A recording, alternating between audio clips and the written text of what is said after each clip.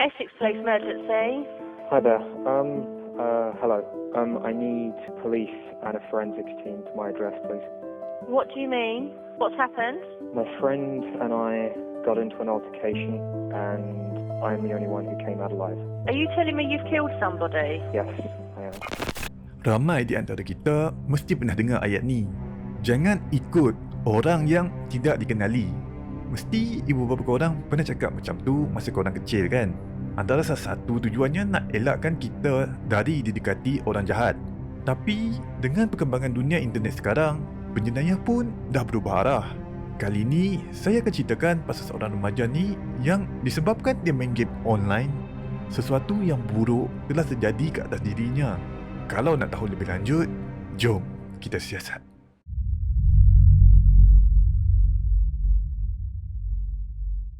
Kisah kali ini berkisah tentang seorang remaja bernama Brad Bednar yang telah dimanipulasi oleh penjenayah cyber yang akhirnya mengorbankan nyawanya. Kes ini sangatlah popular sehinggakan kes ini diadaptasi di dalam game dan siri dokumentari movie. Tetapi sebab apa kes ini sangat popular? Ianya adalah disebabkan betapa tragisnya keseluruhan kes ini bermula dari kecuaian pihak berkuasa dengan tidak mengambil tindakan segera bagi mengekang dari terjadinya kes ini. Brad Bednar dilahirkan pada tanggal 17 Mac 1999. Bapanya bernama Barry Bednar dan ibunya bernama Florine Lafave. Pada mulanya keluarga mereka menetap di Amerika, tetapi telah berpindah ke UK 3 tahun sebelum Brad ni dilahirkan. Namun, perkahwinan ibu bapa dia berakhir ketika Brad berumur 7 tahun. Brad dikenali sebagai perwatakannya sebagai seorang kanak-kanak yang bijak dan suka membaiki benda yang rosak. Ibu dia berkata yang dia lebih suka bermain Lego dengan kawan-kawannya daripada bermain di luar. Semakin dia membesar, dia mula menunjukkan minat terhadap komputer dan dia mula membina PC gaming dia sendiri. Hanya dengan menyimpan duit saku, dia mampu membeli bahagian demi bahagian untuk membina PC gaming impiannya. Sewaktu dia berusia 14 tahun, dia mula menyertai sebuah kumpulan gaming secara atas talian dengan beberapa orang rakannya. Walaupun dia bermain permainan komputer di bilik tidurnya, dia akan sentiasa membiarkan pintu biliknya terbuka supaya ibu bapanya dapat mengawasi gerak-gerinya. Brad dan rakannya gemar menghabiskan masa lapang dengan bermain game bersama-sama. Mereka semua nampak macam remaja normal yang lain. Kecuali untuk satu perkara ni, iaitu orang yang menguruskan server untuk mereka berkomunikasi di dalam kumpulan gaming tersebut.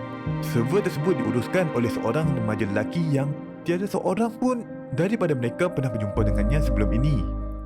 Remaja tersebut bernama Lewis Dance yang berumur 17 tahun yang pada ketika itu mendakwa mempunyai bisnes bernilai jutaan dolar sebagai engineer komputer. Sedikit demi sedikit, Brad dan kawan-kawannya pun mula merasakan ada sesuatu yang menarik dengan Lewis Dance ni. Mereka menganggap Lewis Dance sebagai seorang abang yang patut dicontohi. Yelah kan guys, 17 tahun dah boleh jadi jutawan. Siapa je yang tak nak jadikan idola kan? Tetapi, ibu bapa Brad mula merasa curiga bila mereka perasan yang Lewis ni mula memberikan kesan kepada perangai Brad. Brad akan mula kata yang dia tak perlu nak tamatkan zaman persekolahan sebab Lewis akan bagi dia menjadi perantis di Microsoft bila dia berumur 16 tahun nanti. Dia juga kata yang dia tak isap rokok dan dia juga perform dekat sekolah, jadi dia sepatutnya dibenarkan main game sebanyak mungkin. Sejak dari itu, dia mula berhenti buat kerja sekolah dan dia amat susah nak berhenti dari main game online. Ibu Brad semakin buntu. Dia langsung tidak menyukai Louis dan pengaruh Louis terhadap anaknya. Dan ibunya juga risau jika si Louis ni ada niat jahat terhadap anaknya. And I felt at one point that as I was standing in the doorway of his room asking him to do something, and he had the headphones on with Danes telling him he didn't have to do it, I literally could see his body kind of, he didn't know, should I get up and do what mom's saying, or should I be cool and listen to my mentor? Ibu Brad cuba bertanya dengan orang sekeliling cara menangani masalah anak dia, dan kebanyakan respon yang dia dapat adalah, oh, biasalah tu budak lelaki kalau main game, tak perlu nak risau sangat. Lagipun kan, dia kan anak lelaki. Disebabkan kenyataan seperti inilah yang menyebabkan mereka semakin risau dengan anak mereka. bila kebanyakan pendapat daripada orang sekeliling tidak dapat menyelesaikan masalah mereka. Ibu bapa Brad ni pun mula menawarkan Brad ni untuk berjumpa dengan Lewis dengan harapan yang Brad ni akan nampak yang si Lewis ni bukanlah sehebat seperti yang diceritakan. Akan tetapi, Lewis mula memberikan alasan yang dia tidak dapat berjumpa dengan Brad kerana dia ada hal yang penting untuk diuruskan.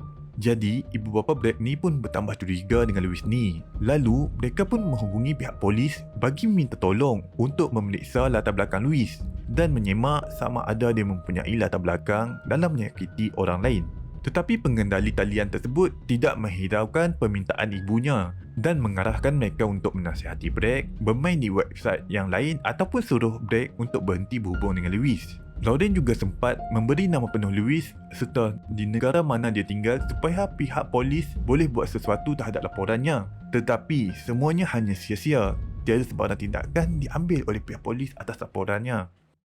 Kalaulah pihak polis cuba menyiasat latar belakang Lewis walaupun sedikit, mungkin diorang akan nampak sejarah hitam kehidupan Lewis. Keluarga Lewis telah berpisah sejak Lewis kecil dan ibunya telah meninggalkan dia dalam jagaan datuk dan neneknya. Lalu, seterusnya dia telah dibesarkan di rumah anak yatim.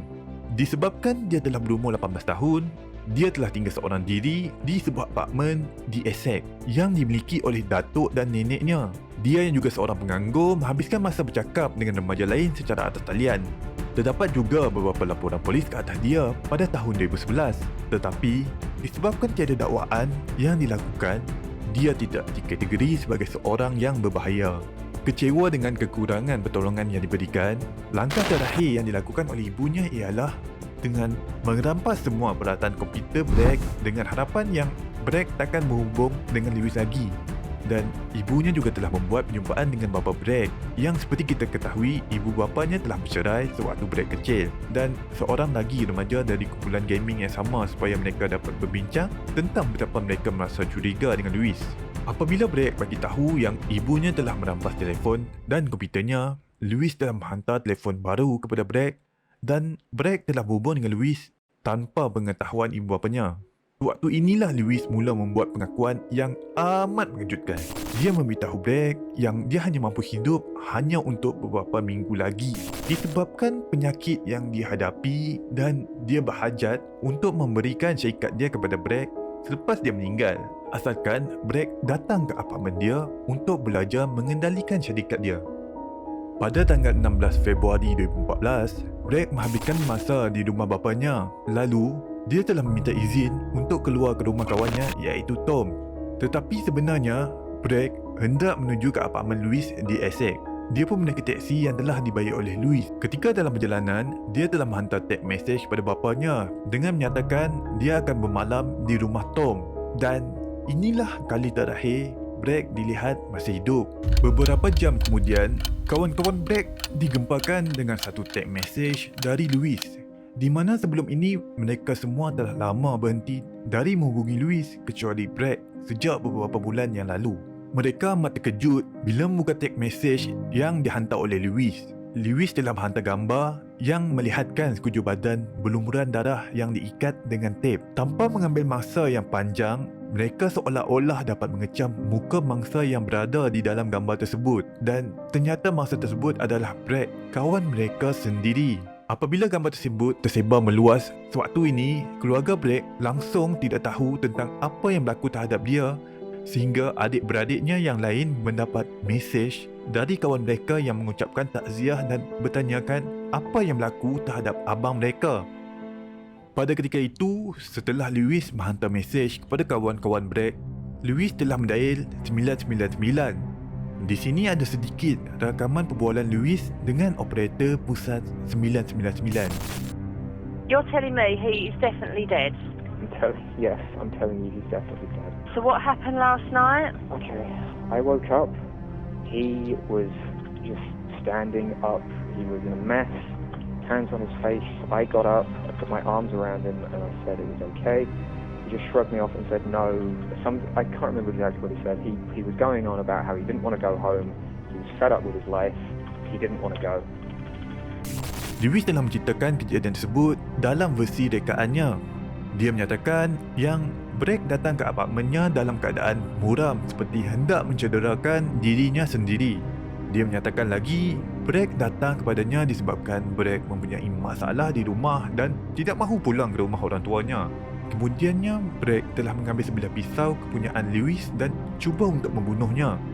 Dalam pergelutan tersebut, Lewis sempat mengambil pisau dan menggunakannya untuk mempertahankan diri dari Bragg dan menikamnya di leher. Walaupun dia sedaya upaya untuk memberhentikan darah, tetapi ianya telah terlambat untuk Bragg. Namun, ini semua hanyalah cerita rekaan Lewis. Disebabkan Lewis telah mengambil gambar dan menghantar kepada kawan-kawan Bragg, itu menunjukkan ia bukanlah perilaku seseorang yang dikatakan sebagai tidak bersalah dan mempertahankan diri. Betul tak? Jadi, ketika anggota polis sampai ke apartmen Lewis, mereka menjumpai Bragg dalam keadaan berlumuran darah di dalam bilik tidur. Pakaiannya ditemui di dalam plastik sampah, tangan dan kakinya pula diikat menggunakan tep. Jadi macam mana Lewis ni mengatakan yang Bragg menyerangnya, sedangkan kaki dan tangan Bragg ni diikat sewaktu dijumpai. Jadi kat situ pun dah nampak pelik kenyataan si Lewis ni. Pihak polis juga menjumpai segala peralatan elektronik Lewis di dalam sinki bilik mandi dalam keadaan ditenggelami air. Dekat sini sangat jelas menampakkan salah satu cubaan Lewis untuk menghapuskan bukti di dalam peralatan elektronik tersebut. Lewis akhirnya ditangkap dan telah mengaku bersalah atas pembunuhan yang dilakukannya ke atas Bragg dan telah dikenakan hukuman dengan minimum penjara 25 tahun. Walau bagaimanapun, Lewis tetap tidak pernah berhenti dari menyiksa keluarga Bragg. Pada tahun 2016, dilaporkan Lewis telah membuat laman sesawang iaitu blog dari dalam penjara dan dia memuat naik kenyataan yang lebih kurang menyalahkan keluarga Bragg atas kecuaian mereka membiarkan Bragg rapat dengannya dan juga beberapa kenyataan yang lain. Namun, dari sisi keluarga Bragg, mereka pula telah memfailkan tuntutan ke atas pihak polis atas kecuaian mereka yang langsung tidak melakukan apa-apa dan kegagalan mereka dalam menangani kes ini ketika mereka telah dihubungi oleh ibu bapa Bragg ketika Bragg ni masih hidup. Kes ini antara kes yang agak penting untuk diceritakan kerana mungkin ada antara korang yang sebaya dengan umur Bragg dan saya yakin ibu bapa kita selalu pesan jangan ikut orang yang tidak dikenali di luar atau di mana-mana sahaja. Dan pada zaman dunia internet sekarang, mungkin diorang akan pesan jangan terlalu percaya dengan orang yang tidak dikenali di media sosial. Dan peringatan untuk semua, bila orang tua kita ataupun orang terdekat kita pesan atau nasihatkan kita adalah disebabkan mereka hanya ingin kita dalam keadaan selamat dan terhindar dari anasir jahat. Akhir kata, sama-sama kita jaga diri kita dan sentiasa berwaspada walaupun di mana jua kita berada. Apa pandangan korang tentang kes ini? Korang boleh komen dekat bawah ya. Dan jangan lupa like, subscribe dan share video ini dekat kawan-kawan korang. Terima kasih.